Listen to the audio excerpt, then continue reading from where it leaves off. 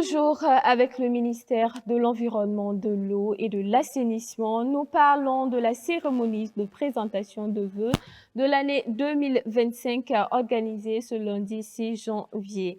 Au cours de la dite cérémonie, il y a eu également des remises d'attestations de reconnaissance et des lettres de félicitations aux agents les plus méritants.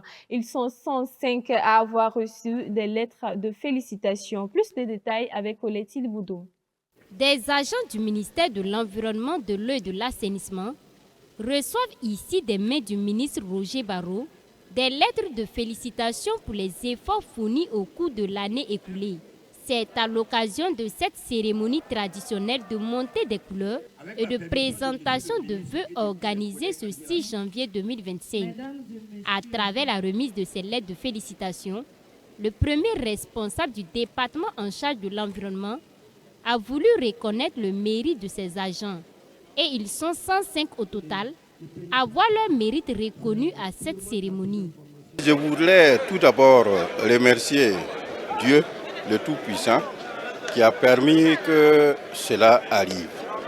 Ensuite, je remercie les plus hautes autorités de notre ministère, notamment M. le ministre de l'Environnement, de l'Eau et de l'Assainissement, qui a cru en moi en me décernant cette lettre de félicitations. Et je profite de dire merci à toutes les autorités, notamment le directeur général de l'économie verte, qui a fait la proposition et qui a été entériné par Monsieur le ministre.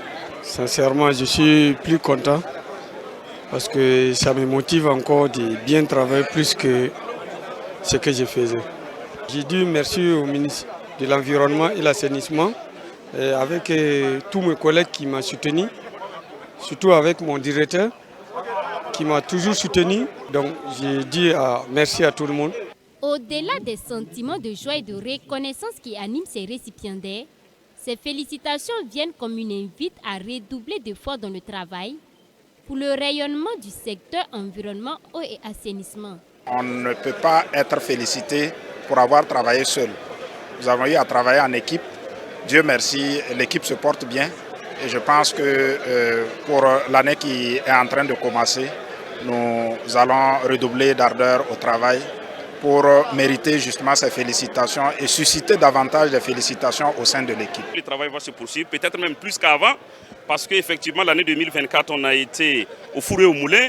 On a beaucoup mouillé le maillot parce que la DDI, c'est une structure qui accompagne les autres structures dans l'élaboration des outils d'organisation de travail et nous nous sommes attelés à ça, surtout les manuels de procédure et les documents de planification, l'évaluation des performances en passe. Ça nous galvanise encore à aller encore plus, pour se donner encore plus, pour que au moins la direction puisse atteindre ses objectifs parce que c'est l'ensemble des objectifs de toutes les composantes du ministère qui vont permettre à notre département, le département de M. le ministre, d'atteindre les objectifs visés, qui est vraiment d'avoir un pays vert en matière d'environnement et aussi faciliter l'accès à l'eau potable et aussi travailler pour que les forces de défense et de sécurité paramilitaires puissent aussi avoir tous les moyens qu'il faut dans le cadre des opérations dont ils sont impliqués.